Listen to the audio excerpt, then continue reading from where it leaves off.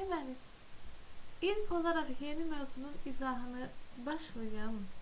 Yeni mövzu bitəndən sonra sizin problemli suallarınız qalıbsa, onları müzakirə edərik. Deməli, online C++ açırıq. Giriş eləyək. Bugünkü işimiz if-else şərt operatoru. Burada biz yazırıq using namespace std.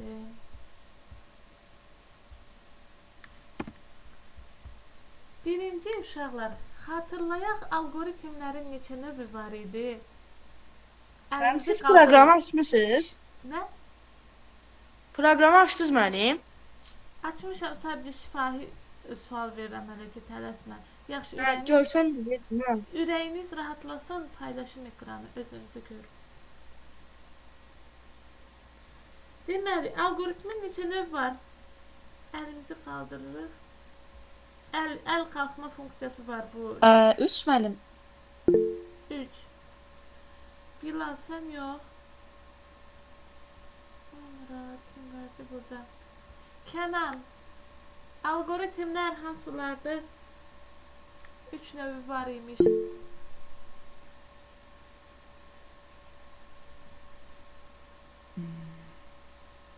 Sonra başqa kim vardı burada?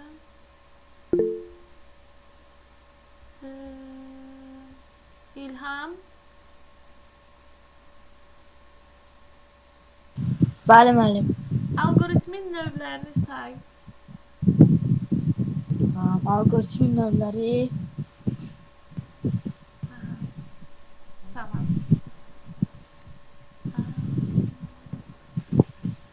Nemət.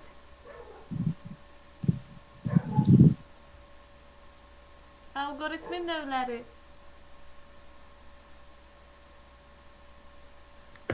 Müəllim, mən deyim. Əsəbləşirəm, algoritmin növlərini bilmirlər. Bu Bəli. sual. Xətti budaqlanan dövrü algoritmlə. Bu kadar basit yani, bu kadar sade. Ama bayaqdan mən bunun cavabını alıp bitirə bilmirəm bunlardan. Əsəbləşdim. Salam müəllim. Salam. Aha Evkənar, sən ara, dərs ara. Birdən hərdən belə tapşırıq falan da göndər. Bilim heç olmasa nəsə öyrənirsən. Yoxsa imtahan vaxtı bu həftə yox, önümüzdəki həftə bəlkə imtahandır. Bir dənə imtahanla bağlı sizə dəqiq bir söz deyim. Deməli, iyulun ən axırı neçənci gün olur? Aha, elə 5-ci gündür. 31 iyul.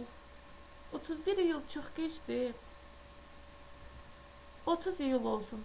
30 iyul siz imtahan verəcəksiniz yoldaşlar. Vaxt azdır. müəllim, Hə. imtahana hazırlaşmalı olan məsələn şeylər var, mövzular. Onları qrupa atarsınız da hələ kimi hazırlaşar. Atmışam da hamısını. Hər gün keçilən mövzular, nə atmışamsa onlar əsasında olacaq kod. Sizə məsələ verəcəm, məsələnin kodunu yazmalısınız. Nəzəri bir şey mənə lazım deyil. Əsas siz kod yazmağı bacarmalısınız. Onun üçün də kodu yazmaq lazımdır, əzbərləmək yox. Müəllim, Bəli. bəs Bakıda olanlar üçün onlayn keçirəcəksiniz? Hə, siz heç Bakıda olanlar sizə bir çarə taparıq. Deməli. Spir eləyək. If-else şərt operatoru. If-else şərt operatoru. Mən elə imtahanla bağlı olsun tapşırığımız. Müəyyən bir tarix daxil eləyək. Əgər həmin tarix 30 iyuldursa, imtahan verəcəyik, əks halda öyrənməyə davam, belə bir şey çap etməyə çalışaq. Bunun üçün mən 31 iyul yox, yəni və yaxud da 30. 30-u ədəd olaraq daxil edəcəm. Ona görə int x deyə təyin edirəm onu. Sonra cout imtahan gününü daxil edin diye bir şey yazıram.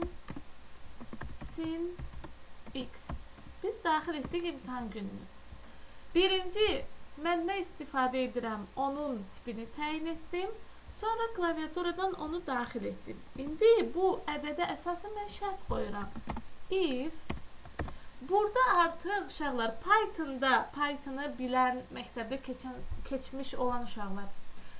Pythonda şərt qoyarkən mötərizəyə ehtiyac yox idi. Amma burada şərt hər zaman mötərizənin daxilində yazılacaqdır. Əgər x-imiz 30-a bərabərdirsə, Müəllim ekran görsənmir. paylaşdım axı. Paylaşmışam ekranı, necə yəni Görsənir, bəli. O sənin internetindən bəlkə problem varsa. Müəllim, Hə, siz niyə üçün 2 dənə bərabərlik işarəsi qoydunuz? şərt operatorunda hər zaman 2 bərabərlik işarəsi qoyulur. O yoxlayır. Mənim x-imdən nəsə gəlir, orada nəsə yazılıb, yəni belə deyim də. X-dən mən klaviaturadan nəsə daxil etmişəm, bir bərabərlik x-ə aiddir. O biri bərabərlik isə 30-a aiddir. Bu x if-də, şərtdə sanki tərəzi kimi yoxlayır. Bu 2 dənə bərabərliyi tərəzinin qolları kimi düşünün. Yəni tərəzidə köhnə tərəzilər var, bir dənə sizə nümunə göstərim, bunu oxşadıb yadınızda saxlayın.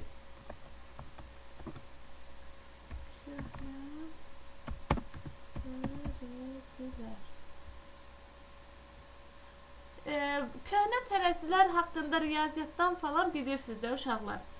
Burada nəsə hesablamaq üçün, belə bir qurğuda, burada çəki daşları qoyurlar. Burada da məsələn un, pesok, nə bilim, nə belə bir şey qoyurlar.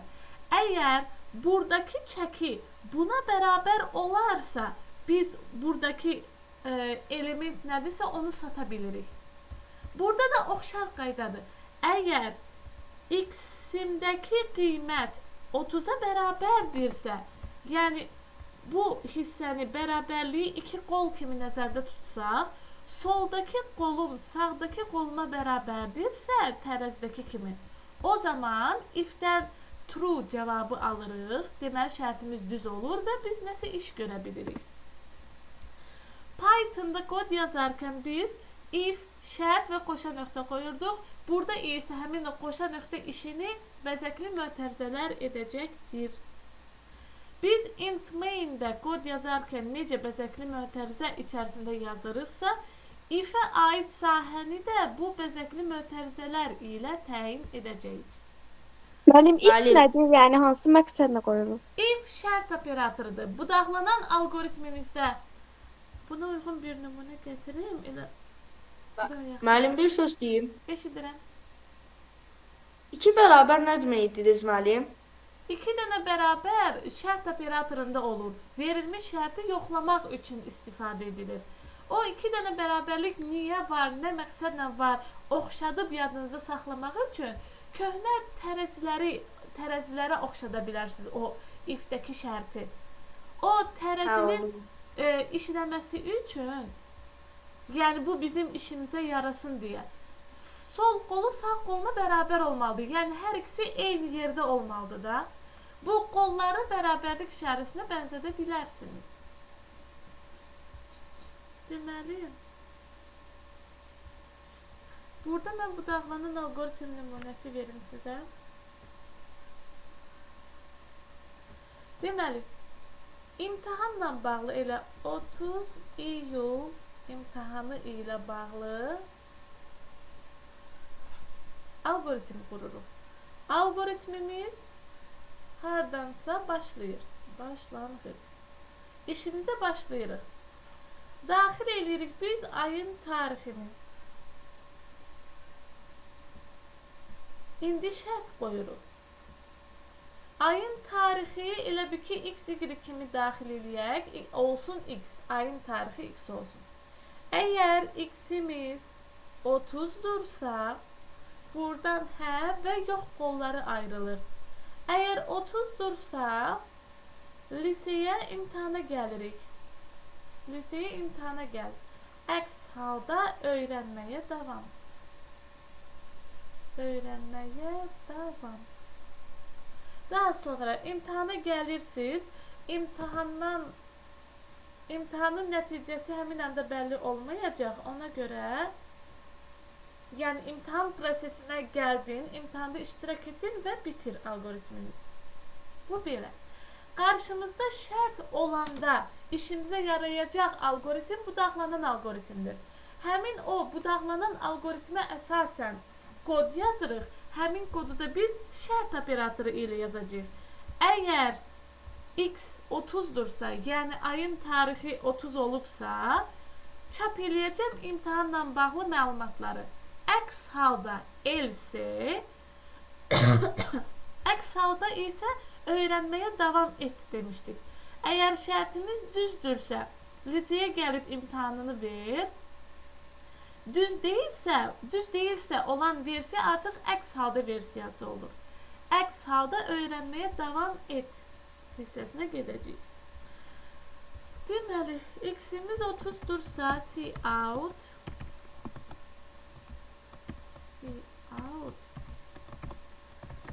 liseye gəlib imtahanı ver. Bunu endonunda yazaq.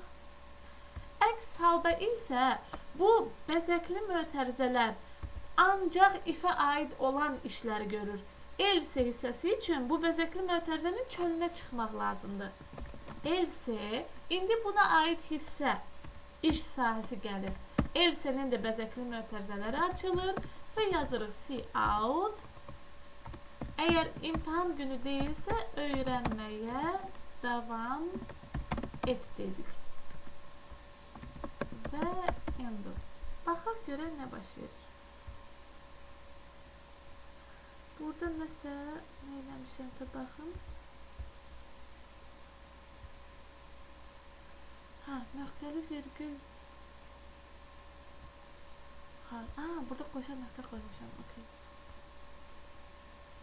Burada nöqtəli virgül olmalıdır. Baxın, errora diqqət yetirək, həm də erroru oxumağı öyrənərsiniz. Deyir ki, expected bu işarə.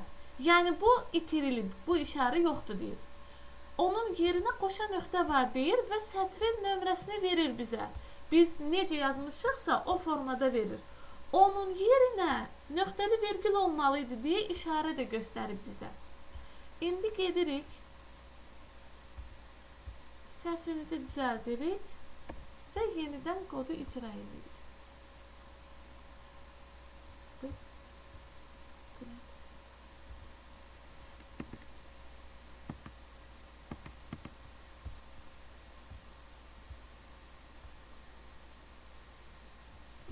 Yarım saytın ürün etdi ki.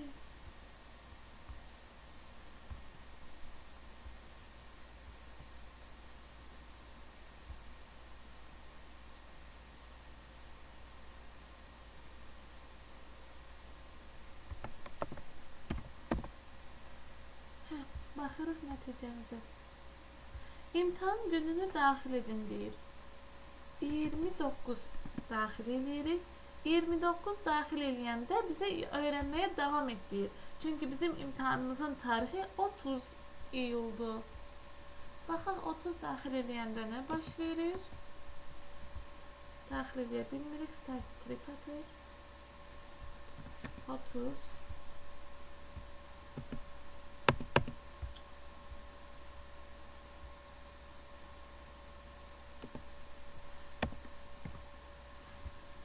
ayın tarixi kimi 30-u daxil eləyəndə liseye gəlib imtahanı Müəllim, müəllim. Siz dərsə qeydə almırsınız? Alıram. Bu dəqiqə almırsınız, OBS bağlı deyil. Yox, qıraqlarında sarı var da əgər siz görürsünüzsə. Bildim müəllim. Deməli, nə deyəcəkdim, fikrim qaçışdı deyəşək. Dəyişəni biz tapşırığı imtahan gününə əsasən qurduq. İmtahan günü. Biz dedik ki, belə bir məsələ fikirləşdik. biz necə kodu quraq? Birinci algoritmimizə baxmışdıq. Algoritmimiz üçün ayın tarixini daxil etdik. Şərtimizi rom şərt bloku idi. Şərtimizi ayın tarixinə uyğun qurduq. Əgər ayın tarixi 30-dursa, hə qolu ilə hərəkət edib liseyə gəlib imtahanımızı veririk. Əgər hələ ki ayın 30-u deyilsə, yox qolu ilə irəliləyib öyrənməyə davam edirik və algoritmimiz sonlanır. Kod yazanda da oxşar qaydada int x. Biz ayın tarixini daxil etdiyimiz üçün ayın tarixi ədəd olur. 30, 31, 1, 2, 3 və s. Integer olur. Ona görə int x ayın tarixi kimi daxil etdik. Biz int x-i təyin etdik daha doğrusu. Cout imtahan gününü daxil edin. Bu hissə, bu sətir bizim bərbəzəyimizdir. Rana basanda biz başa düşək nə ediriksə ona görə yazmışıq. Daha sonra sin x imtahanın tarixini daxil etdik klaviaturadan. Düşüb indi şərt qoyuruq. If yazdıq. If əgər deməkdir, else əks halda deməkdir. Əgər və qabağında şərt qoyduq. C++ proqramlaşdırma dilində şərt yazılarkən mötərizə daxilində yazılmalıdır. Mötərizənin daxilində şərtimizi yazdıq.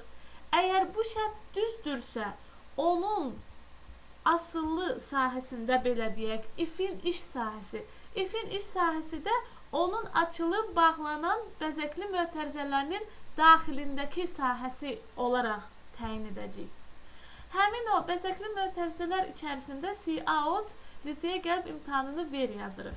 Əks halda else, yəni şərtimiz düz olmayanda bəs nə baş verməlidir? Onu biz else-də yazırıq, yenə bəzəkli mötərizələr açırıq, else-də şərt olmur. Şərt ancaq if-də olur. Daha sonra biz else if deyə bir şey keçəcəyik. Çatsaq bugün, çatmasaq növbəti dərsdə. Həmin o else if else if-də ikinci şərti yazacaq. Else-də heç vaxt şərt yazılmır. Else bu şərt düz olmayanda edilən işdir, yəni B planıdır, belə düşünün. Else bəzəkli mötərizələrini açdıq və cout öyrənməyə davam et sözünü çapa verdik. Bunu mən qrupa atım, çünki nümunə tapşırıq kimi sizdə qalsın.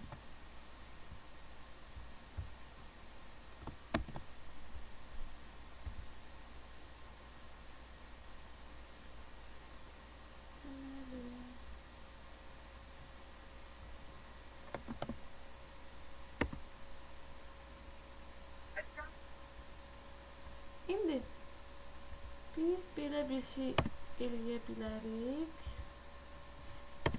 If-else ilə bağlı fərqli bir tapşırıq birləşir. Bu tapşırığımızda olsun neçə? İmtahanla bağlı.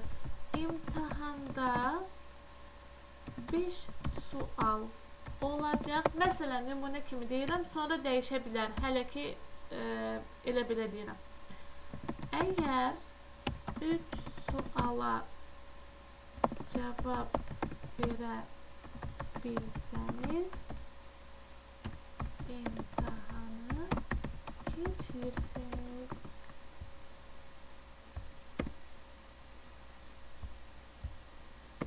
İndi buna uyğun tapşırıq quracağıq.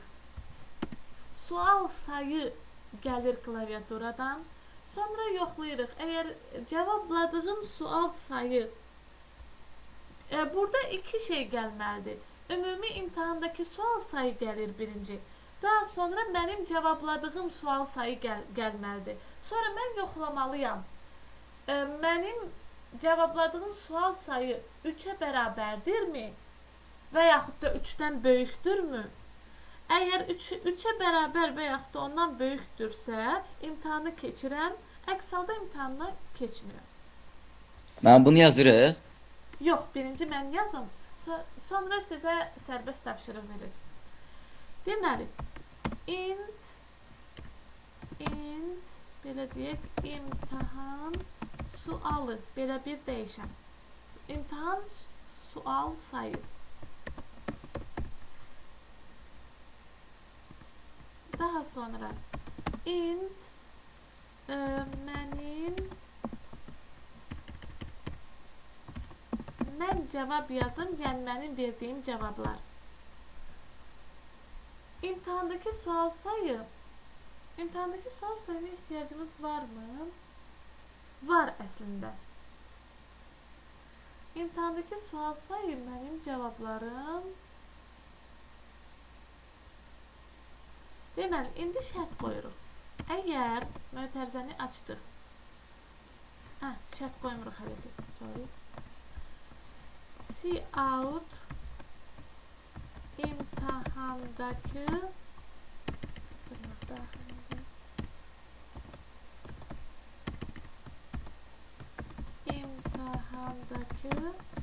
sual sayını daxil edin.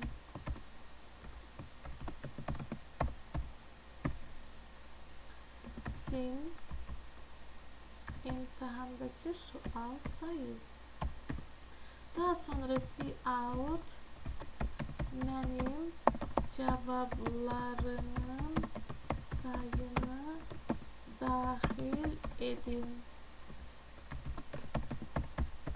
Daha sonra sin mənim cavablarım, mən cavab. İndi şərt qoyuram. Şərti, məsələn, imtahan sualı 5 idi. 5 idi. İmtahan sualı, buna imtahan suallarına əslində ehtiyac yoxdur, amma elə belə qalsın. Deməli, mənim cavablarım böyükdür, bərabərdir. Baxın, riyaziyyatdan necə? Böyük bərabərdir. Böyük bərabərdir işarəsini dediyimiz ardıcıllıqla yazırıq. Böyükdür, bərabərdir. Çünki 3 dənə sual da cavab versəz, 4, 5 də cavab versəz, keçmiş olursunuz. Amma, yəni elə bilməyin ki, 3 dənə cavab verərəm, qurtularam. Elə bir şey yoxdur. O, az cavab ilə keçənlərin əlavə cəzaları olacaq, narahat olmayın. Ona görə ən maksimal sual sayı ilə imtahanı keçməyə çalışın. Deməli, mənim verdiyim cavablarım 3 və daha çoxdursa, cout nə olsun? İmtahanı keçdiniz.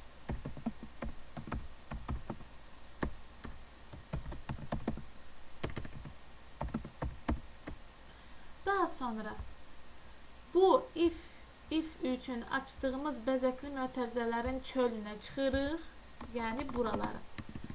Gəldik, o mötərizənin sağında elə bil ki, yazırıq else, bəzəkli mötərizə. Else-ni mütləq burada yazma məcburiyyətində deyilsiniz.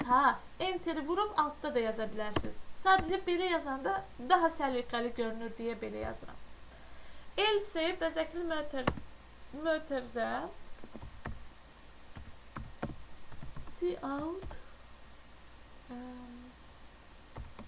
alfamaq lazım idi və yaxud da bay yazaq.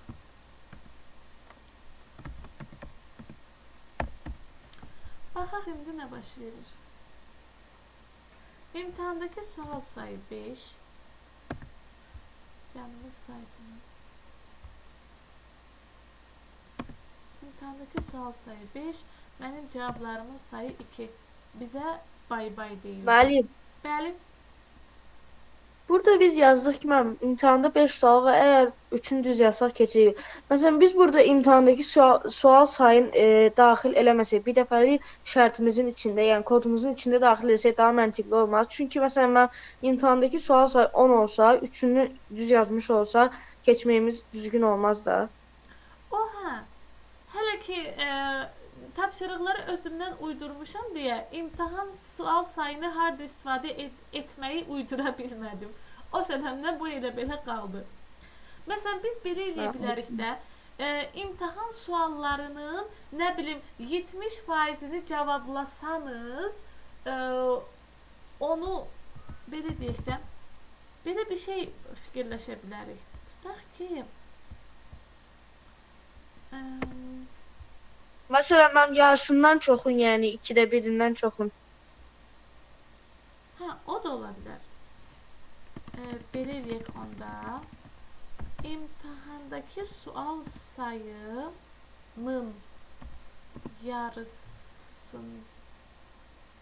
yarısı və mənim cavablarım.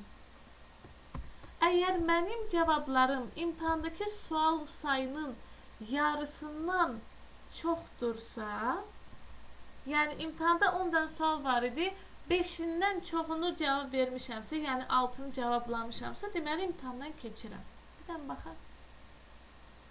İmtahandakı sual sayı 10 olsun. Cavab verdiklərim olsun 6.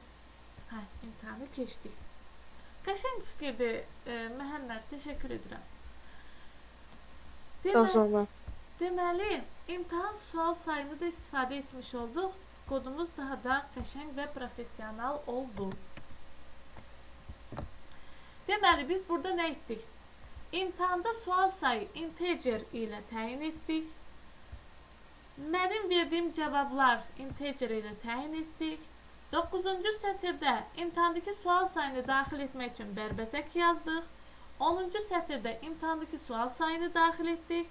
Daha sonra 11-də bizim cavablarımız üçün bərbəzək, 12-də isə bizim cavablarımızı daxil etdik. Sonra şərt üçün belə bir şərt qoyduq.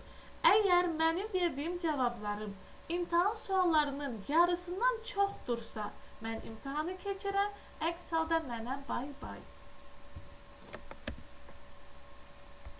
Bunu da sizə skrin eləyib atıram. Artıq siz özünüz işləməyə başlayacaqsınız. Əgər müəllim. Bəli. Mən indi Bakıya gedirəm. Maşında internet tapıb sonra qoşulsam olar. Qızım, videoya da baxa bilərsən əslində. Hə, tamam. Yəni problem deyil. Sonradan videoya da baxa bilərsən. Əsas hələ ki if elsi başa düşdün, if elif elsi hissəsinə videodan baxarsan. Sağ ol. Deməli, indi sizin üçün bir tapşırıq.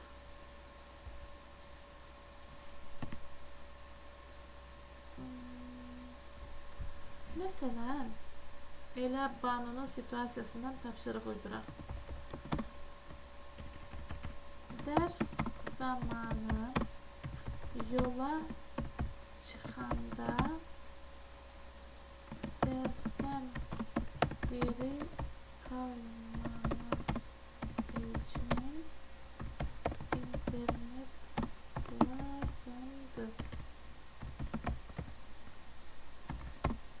Əgər internetin varsa, dərsi dinləməyi davam edirəm. Əks halda dərsin videosunu izləyəcəyəm. Deməli, siz nə edirsiniz uşaqlar? Belə bir tapşırıq veriblər sizə. Yəni, belə bir situasiya var, onun kodunu yazın deyirlər. Siz nə edirsiniz? Şərtimiz nəyə əsasən qurulur? Əgər internetin varsa, internetimizin olub-olmadığını, hə, yox. Yəni, biz burada sual ala bilərik istifadəçidən ki, internetiniz varmı? C-outdan soruşduq. C-lə də daxil edirəm. Məsələn, yoxdur.